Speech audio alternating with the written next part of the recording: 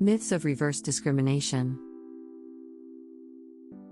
Reverse discrimination is the idea that majority group members are now oppressed given the advancement of women, African Americans, and other so-called minority groups.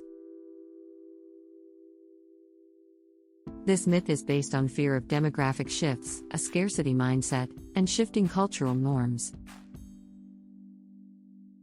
Myth number 1: diversity equals less qualified. Our qualifications are different and workplaces are looking for perspectives that advance diversity, equity, and inclusion. Diverse perspectives, skill sets, and experiences do not equate to having lower standards, because they may be different. Many of these valuable skills may come in forms that may seem untraditional but help us achieve goals. Myth number 2: affirmative and quotas. Quotas are illegal.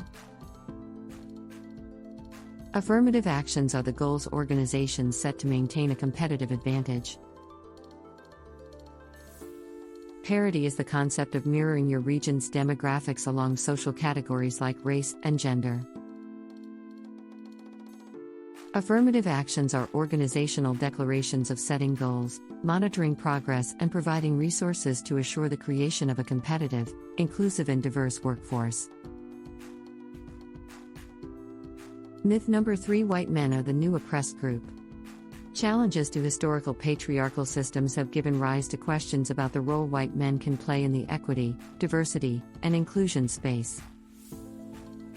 Paradigm shifts require us to recognize that different is in fact just different. It is important to acknowledge that as organizations build trust through authenticity, values-driven decision-making, and outcome-based goals, these require all hands on deck. We can leave no one behind. Think about this. Acknowledge the emotions that people who espouse the myth of reverse discrimination. As a leader, think about how you can help people see their role in the advancement of equity, diversity, and inclusion. What are the goals of affirmative action and how you can use them to advance organizational goals? Things you see do.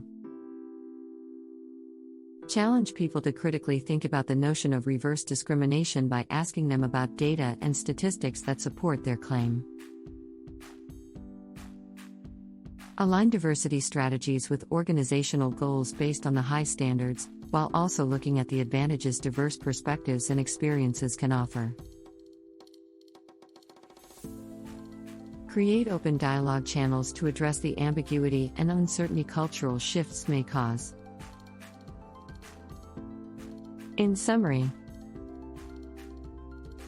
when we are able to address issues like reverse discrimination head-on, only then we can listen with compassion and help others recognize that we are more alike than we are different.